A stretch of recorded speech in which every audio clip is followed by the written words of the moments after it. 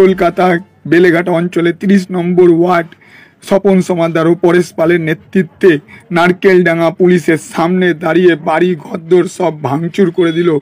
কতগুলো কুকুর, নিরীহ কুকুরকে এরা পিটিয়ে মেরে দিল। এরা কি মানুষ? বিজেপি কর্মী অভিজিৎ সরকার হত্যা মামলা, 3 তৃণমূল নেতা নেত্রীকে ছুটতে হলো আগাম জামিনের জন্য কলকাতা হাইকোর্টে। কারা এরা? আপনারা সবাই তাদের নাম জানেন। বেলেঘাটার তৃণমূল বিধায়ক পরেশ পাল, কলকাতা পুরসভার মেয়র পরিষদ বস্তি স্বপন সমাদ্দার এবং কলকাতা পুরসভার 30 নম্বর ওয়ার্ডের কাউন্সিলর পাপিয়া ঘোষ, 3 জন আজকে কলকাতা হাইকোর্টে আগাম জামিনের আবেদন করলেন। কারণ বিজেপির সক্রিয় কর্মী, বেলেঘাটার কর্মী অভিজিৎ সরকারকে কিভাবে হত্যা করা হয়েছিল আপনারা সবাই জানেন।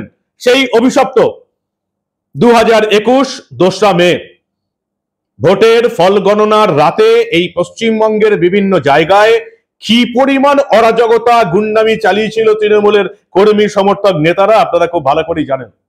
সেই অভিশপ্ত রাত 2রা মে, যে সময় তৃণমূলের অত্যাচার চলছে, খুন করা হচ্ছে, বাড়িঘরদোর জ্বালিয়ে দেওয়া হচ্ছে, ঠিক সেই সময়ে বিজেপির অনেক পদস্থ বড় বড় নেতা ফোন বন্ধ করে লুকিয়ে পড়েছিলেন। সেই অভিশপ্ত দিন যেখানে অভিজিৎ সরকার ফেসবুকে লাইভ করে আমাকে মারতে এসেছে বলার পরেও কলকাতা পুলিশ তাকে রক্ষা করতে পারেনি। কলকাতা পুলিশ নাকি স্কটল্যান্ড ইয়ার্ড। সেই অভিজিৎ সরকার মামলাটা এখন ঠিক কি পর্যায়ে আছে সবটা বলবো আপনাদের।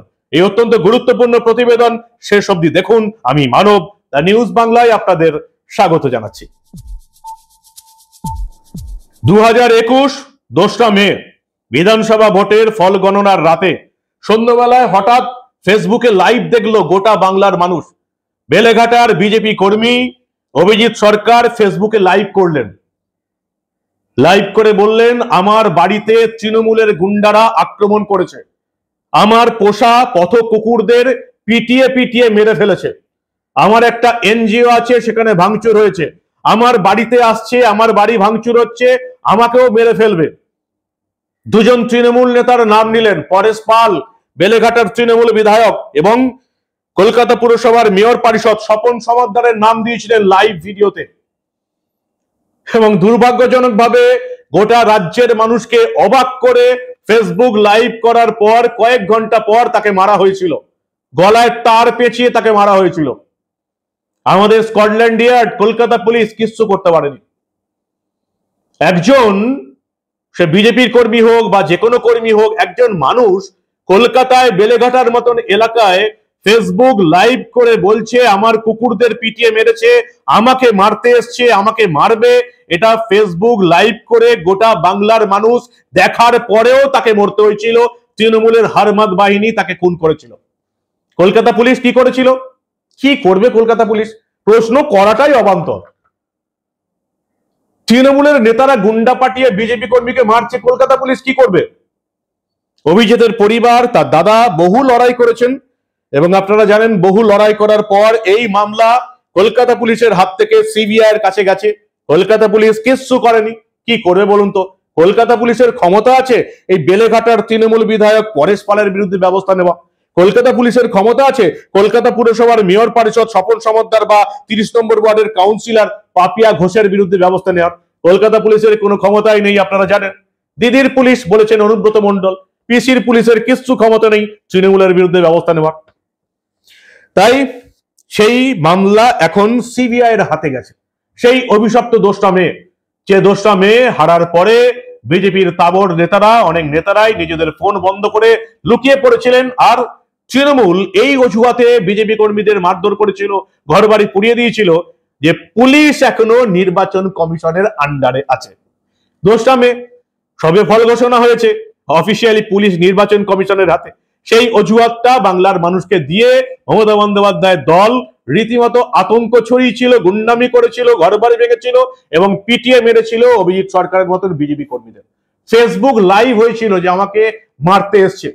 আজকের দিনে যখন তৃণমূলের 3 নেতা হাইকোর্টে আগাম জামিন করতে গেছেন, আপনাদের আরো একবার মনে পড়িয়ে দেবো সেই ফেসবুক লাইভের কথা, যেটা আমাদের কলকাতাতেই সম্ভব।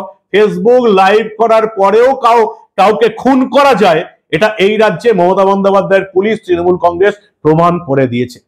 অভিজিৎ সরকারের সেই লাইভ 2021 2রা মে ভোটের ফল ঘোষণার পর সেই লাইভ আরো একবার দেখুন এবং লজ্জায় পড়ুন যে আমরা এই মুহূর্তে তোলামুলি সমাজ ব্যবস্থায় বাস করছি। দেখুন অভিজিৎ সরকারের সেই পুরনো লাইভ। একের পর এক আমার অফিস, বাড়ি, এনজিও অফিস সব ভেঙে দিচ্ছে। অবেলা পশুদেরকে এনে চিকিৎসা করেছিলাম, এই দেখুন এর বাচ্চা হয়েছিল 5টা ফুটফুটে। আমি কদিন আগেই ফেসবুকে ছেড়েছিলাম। কলকাতা বেলেঘাটা অঞ্চলে 30 নম্বর ওয়ার্ড স্বপন সমাদ্দার ও পরেশ পালের নেতৃত্বে নারকেলডাঙ্গা পুলিশের সামনে দাঁড়িয়ে বাড়ি ঘরদোর সব ভাঙচুর করে দিল। কতগুলো কুকুর, নিরীহ কুকুরকে এরা পিটিয়ে মেরে দিল। এরা কি মানুষ? আমি জানি না কি করে লাইভ করতে, আমি জানি না। এই ভিডিওটার মাধ্যমে আপনাদেরকে জানাচ্ছি এরকম অত্যাচার কেন করছে এরা। যে জিতুক, যে যেভাবে রাজনীতিকে সাপোর্ট করুক, আমার কোনো আপত্তি নেই। মুড়ি মুড়কির মতন বোম ফেলছে, মুড়ি মুড়কির মতন এরা কুকুরদের মারছে। আমার ঘরদোর সব, গাড়ি ঘরদোর সব ভাঙচুর করে দিল, এনজিও অফিস ভাঙচুর করে দিয়েছে। কলকাতা পুলিশ কিচ্ছু করেনি। ওই যে বললাম, তৃণমূল নেতা নেত্রীদের বিরুদ্ধে ব্যবস্থা নেওয়ার ক্ষমতা কলকাতা পুলিশের কোনো কালই ছিল না, আজও নেই। পিসির পুলিশ, তৃণমূলের পুলিশ, দলদাস চটিচারের পুলিশ কিছু ব্যবস্থা নিতে পারবে না। তারা কি করবে? তারা শুধু মিথ্যা মামলা দিয়ে বেড়াবে। আমার বিরুদ্ধে মিথ্যা মামলা দিয়েছিল, 2.5 বছর পর মিথ্যা মামলায় আর সাজাতে পারেনি, কেস কমপ্লিট করে আমাকে ক্লিন চিট দিয়ে ভয়ে পালিয়ে গেছে। তারা পালালেও আমি কি তাদের ছেড়ে দেবো মনে করছেন? অভিজিৎ সরকারের বিরুদ্ধে কলকাতা পুলিশ কিছু করতে পারেনি। তার দাদার লড়াই শেষ অবধি সিবিআই এর হাতে যায় এবং সিবিআই যে নোটিশ করেছে এই 3 নেতা নেত্রীকে, পরেশ পাল, স্বপন সমাদ্দার, পাপিয়া ঘোষ, 3 জনকে নোটিশ করা হয়েছে। তাদের নাম চার্জশিটে রয়েছে, তাদের গ্রেপ্তার করা হতে পারে, তবে তাদের আগে জিজ্ঞাসাবাদ করা হবে। এবং যেটুকু আমরা জানতে পেরেছি 18ই জুলাইয়ের মধ্যে তাদেরকে সিবিআই দপ্তরে দেখা করতে বলা হয়েছে। সেজন্য আগাম জামিনের আবেদন করলেন। আগাম জামিনের আবেদন আগামীকাল 16ই জুলাই বিচারপতি জয় সেনগুপ্তের এজলাসে হতে পারে আগাম জামিনের আবেদনের শুনানি, এমনটাই জানা গেছে। আগামীকাল আবার বিজেপির বিরুদ্ধে কলেজ স্কোয়ার থেকে ডরিনা ক্রসিং পর্যন্ত বিজেপির বিরুদ্ধে প্রতিবাদ করবে তৃণমূল কংগ্রেস। কিসের প্রতিবাদ? বিজেপি শাসিত রাজ্যগুলিতে বাংলার যারা আছে শ্রমিকদের, তাদের উপর অত্যাচার করা হচ্ছে। ভাগ্যে মমতা বন্দ্যোপাধ্যায় ও অভিষেক বন্দ্যোপাধ্যায় হইচই শুরু করলেন, তাই বাংলার মানুষ জানতে পারলো যে আমাদের রাজ্যে চাকরি ফাকরি কিছু নেই। আমাদের তৃণমূলের রাজত্ব থেকে এই রাজ্যে পরিযায়ী শ্রমিকরা কাজ করতে যায় বিজেপি শাসিত রাজ্যগুলিতে, আর সেখানে নাকি তাদের উপর অত্যাচার হচ্ছে, যে জন্য পথে নামবেন মমতা বন্দ্যোপাধ্যায়, অভিষেক বন্দ্যোপাধ্যায়। বাংলার মানুষকে আর কত মূর্খ বানাতে পারবে এরা, এটাই এখন দেখার। পরিবর্তন না হলে কোনো রাস্তা নেই। 18ই জুলাই এই 3 নেতা নেত্রীকে সিবিআই নোটিশ করেছে, ডেকে পাঠিয়েছে। বেলেঘাটা অঞ্চলের বাসিন্দা এবং বিজেপির সক্রিয় কর্মী ছিলেন এই অভিজিৎ সরকার। 2রা মে ফল প্রকাশের পর তৃণমূল হিংসার কারণে একে মার্ডার করে দেওয়া হয়। লাইভ সম্প্রচার করার পর সে মার্ডার হয়ে যায়। নারকেলডাঙ্গার পুলিশের বিরুদ্ধেও এফআইআর এর নাম আছে এবং সেখানে চার্জশিটেও নারকেলডাঙ্গা পুলিশের কথাই আছে। পিসির পুলিশ তারাও যে এই চক্রান্তে একেবারে পজিটিভলি জড়িত ছিল সিবিআই রিপোর্টে সেটাই উঠে এসছে। পিসির পুলিশ দাঁড়িয়ে দাঁড়িয়ে দেখেছে তৃণমূলের নেতাকর্মীরা তাদের হারমাত বাহিনীকে পাঠিয়ে ভোটের ফল প্রকাশের রাতে ফেসবুক লাইভ করার পরে একজন বিজেপি কর্মীকে মেরে দিয়েছিল। এরপরে মমতা বন্দ্যোপাধ্যায় ভোট পেয়েছে এই রাজ্যের মানুষের কাছ থেকে, এই রাজ্যের ভোটারদের কাছ থেকে, এই রাজ্যের 3 কোটি নারীর কাছ থেকে মানুষ ভোট পেয়েছে, তৃণমূল ভোট পেয়েছে।